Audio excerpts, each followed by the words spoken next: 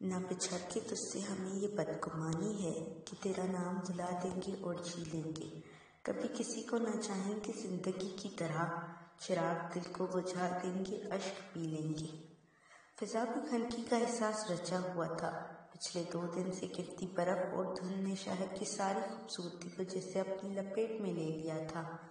شہر کے لوگ پریشان دکھائی دے رہے تھے، مگر وہ گرم سوٹ میں ملبوس خود اپنے آپ سے بے نیاز اوپر ٹیرس پر کھڑی تھی۔ پچھلے کئی دنوں سے اس نے چاند کو نہیں دیکھا تھا، لہٰذا اس وقت بھی اس کی نظریں اوپر نیلے آسمان پر جمی چاند کو ڈھونڈنے کی ناکام کوشش کر رہی تھی، جو پچھلے 3-4 روز سے گھنگھور بادلوں کی اوٹ میں چھپ کر بیٹھ گیا تھا۔ یہ شغل جانے کب تک جاری رہتا کہ اچانک اس کی ماموزاد بہن ثانیہ عباس نے پرجوش انداز میں اس کے قریب پہنچ کر اطلاع دی، سبھی پاکستان سے تمہاری تایا کا فون آیا ہے، الحمدللہ رمضان المبارک کا چاند نظر آ گیا ہے، لہٰذا کل پہلا روزہ ہوگا۔ تو ذرا سا پیچھے پلٹ کر ثانیہ عباس کے پرجوش چہرے کی طرف دیکھتے ہوئے اس نے پوچھا۔ جواباً وہ حیرانگی سے بولی، تجھے خوشی نہیں ہوئی؟ ثانیہ کا سوال عجیب نہیں تھا، مگر پھر بھی اس کے اندر ہوک سی اٹھی۔ آئی ڈونٹ نو ثانی، خوشی یا غم کا واسطہ تو زندہ لوگوں سے ہوتا ہے، میری طرف دیکھو، کیا میں زندہ ہوں؟ وہ رو نہیں رہی تھی، مگر اس کے باوجود اس کی آنکھوں سے جیسے لہو ٹپک رہا تھا۔ ثانیہ عباس نے بے ساختہ اس سے نگاہ چرائی تھی۔ ایسا نہیں کہتے سبھی، اللہ ناراض ہوتا ہے۔ آہ، مجھ سے تو سبھی ناراض ہیں، یہاں تک کہ میری تقدیر بھی۔ ٹھنڈی آہ بھر کے اس نے بے ساختہ پلکیں موندی تھیں، جب وہ ایک سرسری سی نگاہ اس پر ڈالتے ہوئے بولی، دنیا ایک ساتھ یزدانی پر ختم نہیں ہوتی ہے، سبھی پھر کیوں نہیں بھول جاتی تم اسے؟ کوئی 1000 بار پہلے کی ہوئی نصیحت اس نے پھر دہرائی۔ جواب میں صبرینا اذہان کی خشک لبوں پر بکھرنے والی زخمی مسکراہٹ نے اسے مزید تکلیف سے ہمکنار کیا۔ میں اپنے آپ کو عرصہ ہوا بھلا بیٹھی ہوں ثانیہ، مگر وہ مجھے خود کو بھولنے نہیں دیتا۔ بے بس کر کے رکھ دیا ہے اس نے۔ اس بار وہ لب بھینچتے ہوئے رو پڑی۔ اٹس اوکے، چل نیچے، تجھے پھپھو بلا رہی ہیں، شاید کوئی ضروری بات کرنی ہے تجھ سے۔ ثانیہ عباس اس کی ماں کے منہ بولے بھائی کی بیٹی تھی۔ یہ لوگ شروع سے امریکہ میں مقیم تھے، تاہم صبرینا سے ملنے وہ کبھی کبھی اس کے پاس اس کے گھر آ جاتی تھی۔ صبرینا کی محبت کا ایک ایک راز اس پر منکشف تھا، تاہم وہ ہمیشہ اسے کچھ بھی مثبت سمجھانے میں ناکام رہی تھی۔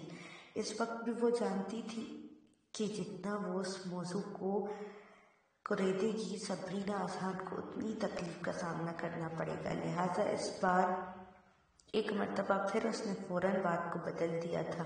صبرینا آنسو پوچھ کر ثانیہ کے ساتھ نیچے ہال میں آئی تو اماں تسبیح ہاتھ میں لیے کوئی وظیفہ پڑھ رہی تھی، اسی کی راہ دیکھ رہی تھی۔ آپ نے مجھے بلایا اماں؟ صوفے پر اس کے مقابل بیٹھتے ہوئے اس نے پوچھا تھا، جب وہ وظیفہ ختم کر کے خود پر پھونک مرتے ہوئے اس کی طرف متوجہ ہو کر بولی، ہاں تیرے تایا کا فون آیا ہے پاکستان سے، اس بار یہ عید ہم پاکستان میں ہی منائیں گے۔ لیکن کیوں اماں، ہم یہاں ہی ٹھیک ہیں۔ ہمیشہ کی طرح پاکستان کا نام سن کر اس کے لہجے میں گہرا اضطراب در آیا تھا۔ تبھی اماں خفگی سے اس کی طرف دیکھتے ہوئے بولی، تو ٹھیک ہوگی، مگر میرا یہاں پل پل دم گھٹتا ہے، جدھر دیکھو بے حیائی کے چلتے پھرتے اشتہار دکھنے کو ملتے ہیں۔ میں اب مزید یہاں نہیں رہوں گی، لیکن میں آپ کے ساتھ نہیں چلوں گی اماں۔ اس کا دل ایک دم سے اتھل پتھل ہو رہا تھا، مگر اس بار اماں نے اس کی ایک نہیں سنی۔ چپ رہ، تو کیسے نہیں جائے گی؟ اللہ خیر کرے، عید کے فوراً بعد فہد تیرے تایا کے بیٹے کی شادی ہے، اسی لیے میں نے عمیر سے کہہ دیا ہے کہ سب کچھ جلد سمیٹ کر پاکستان سیٹل ہونے کی تیاری کرے۔ اپنا ملک آخر اپنا ہوتا ہے، میں یہاں پرائی زمین میں دفن نہیں ہونا چاہتی۔ اماں کے اپنے ہی نظریات تھے، لہٰذا وہ آنکھوں میں آنسو لیے اس کے پاس سے اٹھ آئی ऊपर अपने कमरे में आकर वो एक मर्तबा फिर फूट फूट कर रो पड़ी थी। मैं तुम्हारा सामना नहीं करना चाहती, साथ नहीं मिलना चाहती मैं दोबारा तुमसे। फिर ये लोग क्यों जमे मुझे तोड़ देने बज़िद हो गए हैं। बेबसी से तकिए पर मुक्के बरसाते हुए वो शिद्दत से रो पड़ी थी, मगर दिल का दर्द था कि बजाय कम होने के मज़ीद बढ़ता ही चला जा रहा था। इज़्तिराब के आलम में बेखुद होते हुए वो फिर से रो दी। कमरे के मलगजे से माहौल में जैसे उदासी बिखरने लगी थी। आंसू कतार उसकी आंखों से फिसल रहे थे और वो मासी की धुंधलकों में गुम होते हुए जैसे सिसक उठी थी। इतनी गर्मी, ऊपर से पैदल मार्च करते मीलों के फासले पर घर पहुंचना। निदा मुझे संभाल यार, मैं बेहोश होने लगी हूँ। कंधे पर कॉलेज बैग लटकाए, सर पर फाइल धरे वो अपने मखसूस खलनटे अंदाज में अपनी अजीज जान फ्रेंड निदा फारूकी से पैदल घर आते हुए कह रही थी। जब निदा चढ़कर बोली, अच्छा है तू यहाँ बेहोश होकर गिर जा, शायद इसी बहाने कोई शरीफ आदमी हमें मुफ्त लिफ्ट देकर घर पहुँचा दे। अरे क्या ज़बरदस्त आइडिया दिया है। मेरी नाकिस अकल में तो ये बात आई ही नहीं थी। निदा की यूं ही कहे अल्फाज को पकड़ते हुए वो कुछ इस अंदाज से बोली कि वो खुद ही हैरान रह गई। व्हाट, कहना क्या चाह रही हो तुम? कहना नहीं, कुछ दिखाना चाह रही हूँ। देख, कोई अच्छी सी गाड़ी वाला शरीफ बंदा हमारे करीब से गुजरा तो मैं जानबूझकर उसकी गाड़ी से टकरा जाऊंगी और झूठ वो बेहोशी का नाटक भी चलेगा। इस पर तुम वावेला मचा देना। तब उस शरीफ बंदे के पास सिवाय हमें बाहिफाजत घर छोड़ने की कोई रास्ता नहीं बचेगा। ना बाबा ना, इस खेल में रिस्क बहुत है। एक तो मुझे सीरियस चोट लगने का खतरा है, दूसरा हम किसी पर एतबार भी नहीं कर सकते। अब किसी के चेहरे पर तो नहीं लिखा होता कि वो शरीफ है। ओह माय गॉड, तो इतना डरती क्यों है यार? मैं हूँ ना तेरे साथ, कुछ नहीं होगा। अब वेन छोड़ी है तो उसका खमियाजा भी भुगतना भी पड़ेगा। इसका अपना ही मखसूस अंदाज होता था, अजहद मासूमाना और बेबाक। निदा उसने बरअक्स कदरे डरपोक थी, लेकिन उस वक्त शदीद गर्मी में मज़ीद पैदल चलना खुद उसके बस से बाहर हो रहा था। सो दिल ही दिल में डरते हुए अल्लाह का नाम लेकर उसका साथ देने पर तैयार हो गई। 5-10 मिनट उन्हें मज़ीद पैदल चलते हुए गुजरे थे।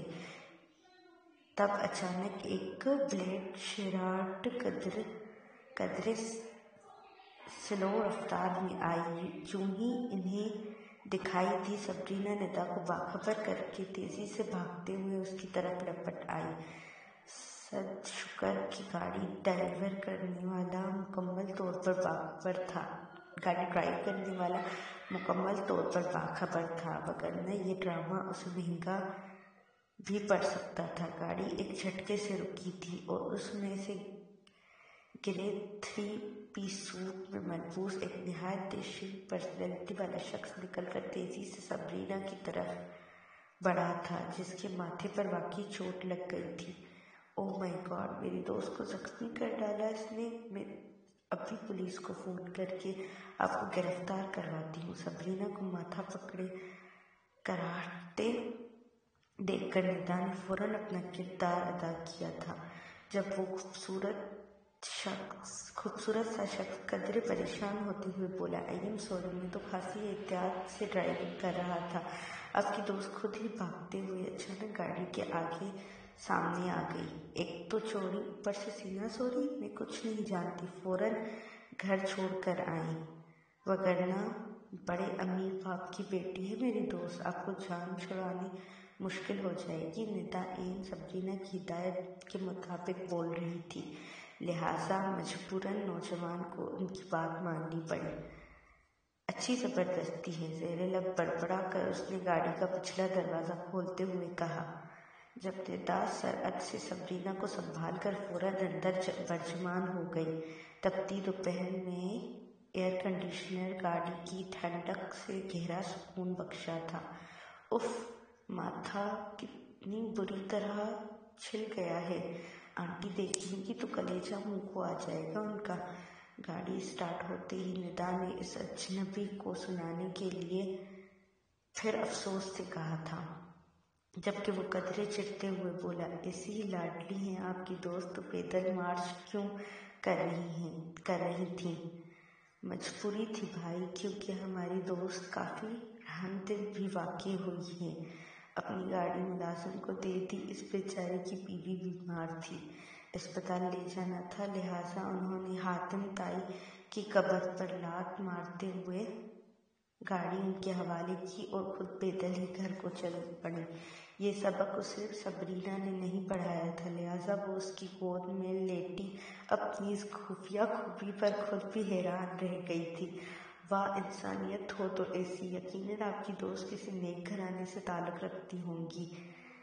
مکمل توجہ ڈرائیونگ پر مرکوز کیے اب وہ اسے سراہ رہا تھا، لہٰذا ندا کا جوش مزید بھڑک اٹھا۔ اڑے ایسا ویسا نیک گھرانہ لنگڑ بٹتے ہیں میاں، میری دوست کے پاپا کھڑے کھڑے غریبوں میں ہزاروں بانٹ دیتے ہیں۔ وہ چونک کے صبرینا کی دوست تھی، چونکہ صبرینا کی دوست تھی، لہٰذا چھوڑنے پر اتر آتی تو پھر حدیں پھلانگ جاتی تھی۔ زبردست! اتنی معزز اور امیر لڑکی آج مجھ سے ٹکرا گئی، میں تو اسے خوش نصیبی ہی سمجھوں گا۔ پتہ نہیں وہ واقعی اس کی گفتگو سے متاثر ہو رہا تھا یا انہیں مکھن لگانے کی کوشش کر رہا تھا۔ بہرحال گھر سے کچھ دور ہی ندا نے اسے گاڑی روکوا لی تھی۔ بس یہاں ہی روک دیں، کسی ملازم نے دیکھ لیا تو گھر میں صبرینا سے باز پرس شروع ہو جائے گی۔ آخر کوئی نیک اور معزز گھرانے سے تعلق رکھتی ہے میری دوست۔ صبرینا کا دل چاہ رہا تھا کہ آج اتنی کامیاب اداکاری پر اس کا منہ چوم لے، مگر فی الحال وہ اس پوزیشن میں نہیں تھی، لہٰذا خاموشی سے گاڑی سے اتر آئی۔ سوری اگین، نہیں، میرا خیال ہے زخم زیادہ گہرا نہیں ہے، لیکن پھر بھی آئندہ سڑک کراس کرتے ہوئے احتیاط کیجیے گا۔ لباس کی مانند اس کا لہجہ بھی کافی سلجھا ہوا تھا، تاہم صبرینا بس ایک سرسری نگاہ ڈال کر آگے بڑھ آئی تھی۔ آگے کچھ ہی لمحوں میں وہ گاڑی لے کے وہاں سے غائب ہو گیا تو دونوں دوستیں ایک دوسرے کے ہاتھوں پر ہاتھ مار کر خوشگوار انداز میں کھلکھلا اٹھی۔ بول، کیسا رہا میرا آئیڈیا؟ گھر کے قریب پہنچ کر سبھی نے ندا سے پوچھا تھا، جب وہ بھی اپنے گھر میں داخل ہوتے ہوئے ہنس کر بولی، زبردست آئیڈیا بھی آپ کی ذہانت سے ضرور فائدہ اٹھائیں گے، آئندہ بھی آپ کی ذہانت سے ضرور فائدہ اٹھائیں گے۔ اگلے روز سنڈے تھا اور انہیں اپنی عزیز ترین دوست ماریا ظہیر کی شادی میں شرکت کے لیے جانا تھا۔ دونوں نے کافی پہلے سے ہی تیاری کر رکھی تھی۔ ندا کی نسبت سبھی کا گھرانہ کم خوشحال تھا۔ وہ کل 5 بہن بھائی تھے، 2 بھائی اور 3 بہنیں۔ ایک بھائی سب سے بڑا تھا اور ایک سب سے چھوٹا، جبکہ تینوں بہنوں میں سے ایک کی شادی ہو چکی تھی۔ اس کے والد جناب انور صدیقی صاحب ایک اسکول میں 10,000 ماہوارہ تنخواہ پانے والے درمیانے اسکیل کے استاد تھے۔ 10,000 میں سے 4-5 ہزار تو بجلی، پانی اور ٹیلی فون کے بل کی نظر ہو جاتے تھے، باقی 5 ہزار میں گھر کا خرچہ، تعلیم کے اخراجات اور بیماری وغیرہ کا بوجھ اٹھانا قطعی ناقابل برداشت تھا۔ نتیجتاً انور صاحب کو کئی بار اپنے جاننے والوں سے قرض لینا پڑا۔ غربت کے باعث آئے دن گھر میں ہنگامے ہوتے رہتے تھے، مگر صبرینا نے اپنی کھنگندری طبیعت کے باعث کبھی ان جھگڑوں کو دل پر نہیں لیا تھا۔ وہ ہر حال میں خوش رہنے والی لڑکی تھی۔ سبھی اور ندا کا ساتھ بچپن کا تھا۔ دونوں نے ایک ہی اسکول میں میٹرک تک تعلیم حاصل کی تھی اور اب ندا کی اصرار اور مدد پر سبھی اسی کے کالج میں گریجویشن بھی حاصل کر رہی تھی اور دونوں کا آخری سال بھی تھا۔ BA کے بعد ندا کا ارادہ تو یونیورسٹی جوائن کرنے کا تھا، تاہم سبھی شدید خواہش کے باوجود یونیورسٹی کے خواب نہیں دیکھ سکتی تھی، کیونکہ اپنے گھریلو حالات کا اسے بھی بخوبی علم تھا، اور وہ یہ بھی جانتی تھی کہ اماں گریجویشن کے بعد اسے پیا گھر سدھانے کا پورا پروگرام بنائے بیٹھی ہیں، لہٰذا یونیورسٹی جوائن کرنے کا وہ سوچ بھی نہیں سکتی تھی۔ کالج میں ان دونوں فن فیئر شو کی تیاری ہو رہی تھی۔ ان دنوں فن فیئر شو کی تیاری ہو رہی تھی، جس میں ہر سال کی طرح اس سال بھی سبرینا نے بڑھ چڑھ کر حصہ لیا تھا۔ پڑھائی کے معاملے میں بھی وہ کافی تیز تھی۔ ماریا ظہیر کی شادی کا فنکشن چونکہ رات کو رکھا گیا تھا، لہٰذا اسے بڑی مشکل سے اس تقریب میں شرکت کی اجازت مل سکی تھی، وہ بھی محض ندا فاروقی کے بےحد اصرار پر، جس نے اماں کو مکمل اطمینان دلایا تھا کہ وہ پل پل اس کے ساتھ رہے گی۔ رات کو تقریباً 9 بجے ٹیرس کے ذریعے وہ اپنی امیر ترین دوست ماریا ظہیر کے محل جیسے گھر کے وسیع لان میں پہنچی تھی، جس کی ڈیکوریشن اس درجہ مہارت اور عمدگی کے ساتھ کی گئی تھی کہ سبرینا کے ساتھ ساتھ ندا کی آنکھیں بھی حیرت سے پھٹی کی پھٹی رہ گئی۔ ماریا ان سے نہایت محبت اور اپنائیت سے پیش آئی تھی۔ فنکشن ابھی شروع نہیں ہوا تھا، مہمان بھی برائے نام ہی آئے تھے۔ ماریا کو مہندی لگ چکی تھی، مگر وہ ابھی تک باقاعدہ دلہن نہیں بنی تھی، کیونکہ فنکشن اسٹارٹ ہونے میں ابھی بہت ٹائم تھا۔ مزید ایک گھنٹہ کیسے گزر گیا سبرینا کو احساس تک نہ ہو سکا۔ موقع اور تقریب کی مناسبت سے آج اس نے خاصا نفیس سا لائٹ پرپل اور سی گرین کے کمبینیشن کا خوبصورت پہن رکھا تھا ڈریس، جو وہ بڑی محنتوں سے اپنی بڑی بہن سے اس تقریب کے لیے مانگ کر لائی تھی۔ جدید تراش خراش اور ذرا سی محنت سے وہ سوٹ اس پر بے حد جچ گیا تھا۔ وہ کمرے میں ماریا کے پاس ہی بیٹھی تھی، جبکہ ندا کا کچھ پتہ نہیں تھا کہ وہ کہاں ہے۔ شہر کی معروف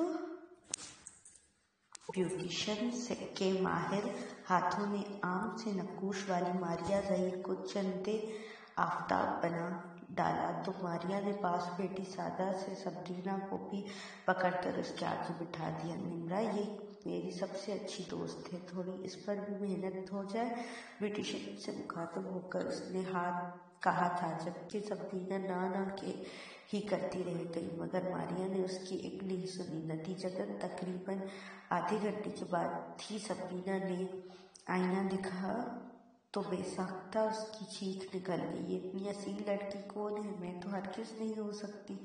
اس کے الفاظ پر ماریا کے ساتھ ساتھ نمرا کے چہرے پر بھی مسکراہٹ بکھر گئی۔ اف اللہ، مجھے تو آج پتہ چلا ہے کہ میں اتنی حسین ہوں، ویسے شکر کا کلمہ پڑھ کے تیرا نکاح ہو گیا، ورنہ تیرے سرتاج پر بھی میرا جادو چل جا سکتا تھا۔ اس بار اس نے ماریا کے کان میں سرگوشی کی تھی، جواب میں اس کا زبردست دھکا اس کی پیٹھ پر پڑا۔ یہاں آ کر وہ واقعی وقت کی تیز رفتاری کو فراموش کر چکی تھی۔ رات کے تقریباً 11:30 بجے ماریا کو اسٹیج پر لایا گیا تو اس کے ہمراہ تھی۔ ماریا کے اسٹیج پر آتے ہی تمام لائٹس اور کیمرے آن ہو گئے تھے۔ دھڑا دھڑ بنتی تصویروں میں اس کا خوبصورت روپ بھی برابر کیمرے کی آنکھ میں آ رہا تھا۔ وہ کچھ دیر تو ماریا کے پاس بیٹھی رہی، پھر اسٹیج پر اس کے رشتہ داروں کی آمد رفت بڑھی تو وہ اسے بتا کر آہستہ سے وہاں سے اٹھ آئی۔ ندا کا اب بھی کہیں پتہ نہیں تھا کہ محترمہ یہاں آ کر کس کے ساتھ محو گفتگو ہو گئی ہے، جو اسے یکسر بلا بیٹھی تھی۔ وہ اسٹیج سے اتر کر سامنے ہی پڑی چیئرز میں سے ایک پر بیٹھنے لگی جب کسی نے اپنا مضبوط ہاتھ کرسی کی پشت پر جما دیا۔ قدرے ہلاکی سے اس نے پلٹ کر دیکھا تو نظر کے سامنے کچھ ہی فاصلے پر وہ ڈیشنگ سا شخص کھڑا تھا، جس نے کل انہیں چھٹی کے بعد گھر ڈراپ کیا تھا۔ بات زیادہ دنوں پر محیط ہوتی تو وہ شاید سبرینا اسے بلا دیتی، बुला भी देती, मगर कल का वाक़या अभी जहन में ताज़ा था, लिहाजा उस पर खा का राउट डालते हुए बोली, इस बदतमीज़ी का मतलब? किस बदतमीज़ी का? मुकाबिल की पुरशौक निगाहें बड़ी बेबाकी से उसके हसीन चेहरे का तवाफ कर रही थी, जबकि उसके गदास होंठ मबहम से अंदाज में मुस्कुरा रहे थे। ये सीट मेरी है, मैं पहले यहाँ आई थी। सबरीना का अंदाज कदरे खफा सा था। आई सी, लेकिन इस पर हाथ पहले मेरा पड़ा है। वो अब भी उसके खफा अंदाज से लुत्फ कशीद कर रहा था। तभी सबरीना को गुस्सा आ गया। देखिए, आप मुझे जानते नहीं हैं तो क्या हुआ, इतनी सी बात को दिल पर क्या लेना। 2-3 बारी में इत्तेफाकी टकराव होता रहा तो एक दूसरे के बारे में जान भी जाएंगे। वैसे मुझे साद यज़दानी कहते हैं, मारिया के भाई नुमान का बहुत करीबी दोस्त हूँ। इसके बोलने का अंदाज बहुत अट्रैक्टिव था, ठहरा रघुजान में सरायत करता हुआ, लेकिन सभी उसकी सहर अंगेज पर्सनालिटी से ज़ेर होना नहीं चाहती थी। तभी अकड़ कर बोली, सो व्हाट, अब साथ हो या दवात? मुझे आपसे क्या लेना देना? ना ये ना कहें, हम दोनों बंदा बशर हैं। जिंदगी के किसी न किसी मोड़ पर एक दूसरे की ज़रूरत पड़ सकती है। वैसे गर्मी बहुत है आपके मिजाज में। क्या बात है, दिन रात मिर्चें चबाती हैं क्या? वो अब भी उसके मुकाबिल खड़ा कुर्सी की पुश्त को थामे हुए था। खून पीती हूँ मैं दिन रात, और वो भी आप जैसे अमीर जादू का। ओ आई सी, इसका मतलब आप हसीन चुड़ैल हैं।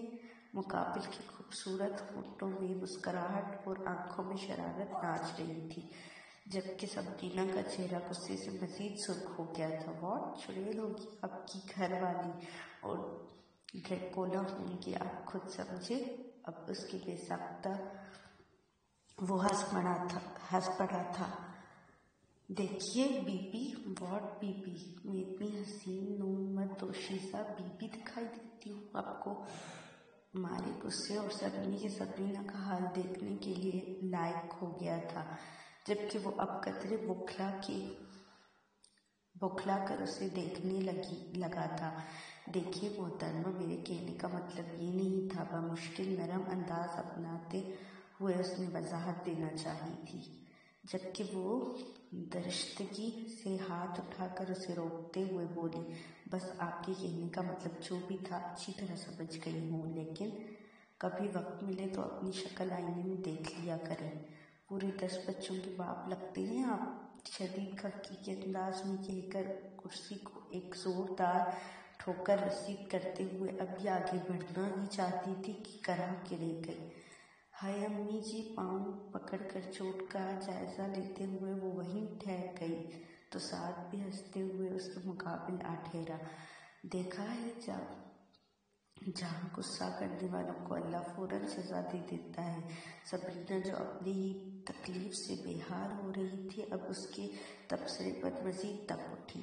तभी खुशमकी निगाहों से उसे घूरते हुए बोली, आपकी बेहतरी इसी में है कि अभी फ़िलहाल मेरे मुँह ना लगी, वरना मैं बहुत सरफरी लड़की हूँ, कुछ भी कर सकती हूँ। मसलन। दूसरी तरफ उसकी धमकी के परवाह किए बगैर खासे मिजाज मज़े से बोला तो सभी का पारा मज़ीद चढ़ गया। लिहाजा इस बार उसने दांत कचकचाते हुए कहा था, मसलन मैं आपका सर भी फाड़ सकती हूँ। मोस्ट वेलकम बेब, बंदा हाजिर है। वैसे फ़िलहाल ना सही, बाद में तो आपके मुँह लग सकता हूँ ना, वो भी शायद अपने नाम का एक ही था।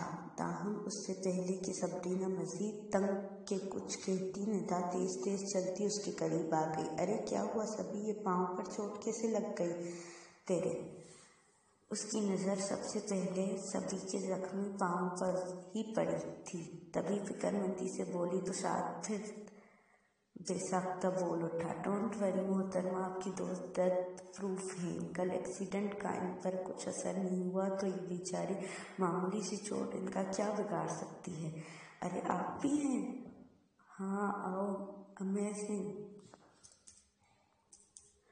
वो उसे भले ही देख चुकी थी, अब तो महज बन रही थी, लिहाजा जवाब में साद ने महज मुस्कुराकर उस बात में सर हिला दिया। निदा तो उनके साथ थोड़ी मगजमारी कर, तब तक मैं अपनी एनर्जी बहाल करके आती हूँ। कड़ी निगाहों से घूरते हुए वो आगे बढ़ी तो साद एक मरतबा फिर खिलखिला उठा। अगले 10-15 मिनट तक निदा उसका तफसीली इंटरव्यू लेती रही थी। सफीना की नज़र जब हाथ पर बंधी नफीस सी रिस्ट वॉच घड़ी पर पड़ी तो उसकी आंखें गोया अब्बल आई। ओ माय गॉड, 12:30 का टाइम हो गया और मैं डफर अभी तक दंदनाती हुई फिर रही हूँ। यकीनन आज तो अम्मा के हाथों दुर्गत बनने वाली है। दिल ही दिल में खुद को सुनाती वो मारिया की मम्मी के पास चली आई, जो अपनी जैसी नफीस खातून के साथ बातों में मशगूल थी। आंटी, टाइम बहुत ज़्यादा हो गया है, अम्मी घर पर परेशान हो रही होंगी, लिहाजा मैं अब इजाज़त चाहूँगी, लेकिन अभी तो खाना लग रहा है। बेटी, खाना खा कर जाना। नहीं आंटी, खाना खाने में देर हो जाएगी, मैं फिर आ जाऊँगी, अभी प्लीज़ इजाज़त दें। मारिया नाराज़ होगी बेटे, और मुझे भी अच्छा नहीं लगेगा। वो उसे रोकने पर मुसर थी, जबकि अम्मा के डर से सफीना का हलक खुश्क हो रहा था। सो वो इल्तिजाया लहजे में बोली, सॉरी आंटी, अभी मेरे लिए मज़ीद रुकना मुमकिन नहीं है। मारिया से मैं खुद बात कर लूँगी, प्लीज़। ओके, घर वापस कैसे जाओगी? गाड़ी है तुम्हारे पास? बादल नाख्वास्ता उन्हें सफीना की जिद मानना पड़ी थी, जब वो लफी में सर हिलाते हुए बोली, नहीं निदा है मेरे साथ, हम टैक्सी में चले जाएंगे। नहीं बेटे, इतनी रात में 2 जवान बच्चियों को मैं टैक्सी में भेजने का रिस्क नहीं ले सकती। तुम रुको, मैं नोमी को देखती हूँ, वो घर छोड़ आएगा तुम्हें। कहने के साथ ही वो निगाह दौड़ाती आगे बढ़ गई तो मजबूरन सभी को निदा की तरफ आना पड़ा, जो अभी तक साद यज़दानी से जुड़ कर बैठी जाने किन मौज़ूआत पर सैर हासिल गुफ्तगू कर रही थी। चलो निदा, टाइम बहुत हो गया है, मेरा ख्याल है अब हमें घर चलना चाहिए। साद को अक्सर नज़रअंदाज करके उसने निदा से कहा था, जो उस वक्त कतई खुशगवार मूड में बैठी गुजरते वक्त से अक्सर बेखबर थी। अभी खाना लग रहा है, सभी कुछ देर ठहर के चलते हैं। नहीं, मेरा सर बहुत दर्द कर रहा है, मैं मज़ीद 1 मिनट यहाँ नहीं रुक सकती। मैंने आंटी से कह दिया है, वो हमें घर ड्रॉप करवा देंगी। ओके, तो फिर तुम जाओ, मैंने पापा से बात कर ली है, 1 घंटे बाद वो भाई को भेज देंगे।